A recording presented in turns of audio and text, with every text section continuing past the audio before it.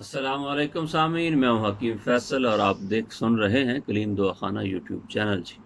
آج ہم آپ کی رہنمائی کریں گے۔ ایک کامن مسئلہ ہے جو شروع سے انسانوں میں رہا ہے، وہ یہ کہ انسان کی یہ کوشش ہوتی ہے، جس خطے کا بھی ہو، جس علاقے کا ہو، جس رنگ نسل کا بھی ہو، کہ وہ دیر تک زندہ رہے اور اس کی صحت اور شباب جو ہے وہ قائم رہے۔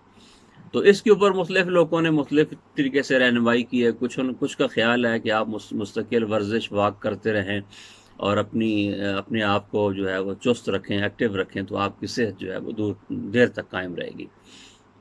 کچھ لوگوں کا خیال ہے کہ آپ غذا کے اوپر توجہ دیں، آپ متوازن غذا کھائیں، اور اس سے ہی آپ کی جو ہے وہ بیماریوں سے محفوظ رہیں گے اور دیر تک جو ہے وہ آپ کا شباب قائم رہے گا۔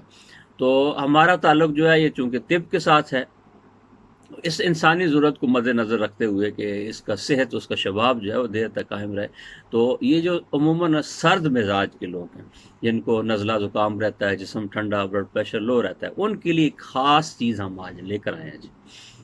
وہ یہ کہ ہم ایک بڑا آسان سیدھا سادہ آپ کو ایک نسخہ بتاتے ہیں جو گھریلو استعمال میں ہے، اور جس کا کوئی سائیڈ افیکٹ نہیں، اور آپ اس کو مستقل وقت تک استعمال کر سکتے ہیں۔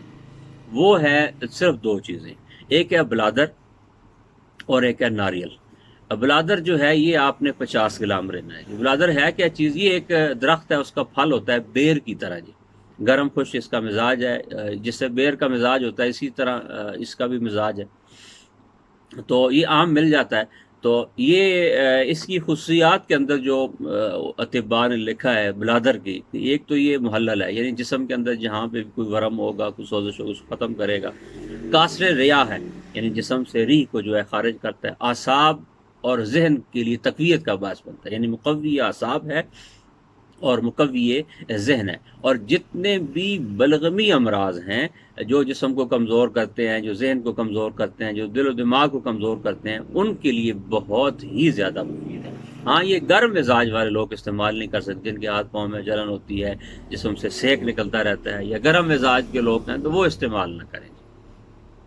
اور حافظے کی تقویت دیتا ہے، جسم کی اصلاح کرتا ہے۔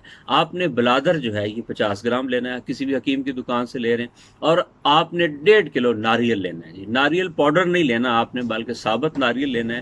اس کو گھر کے اندر کدو کش جس طرح کرتے ہیں، اس طرح اس کو کدو کش کر لیں۔ ناریل کو کدو کش کر لیں، اور بلادر کو جو ہے اس کے اندر اچھی طرح کوٹ لیں، اچھی طرح یکجان ہو جائے۔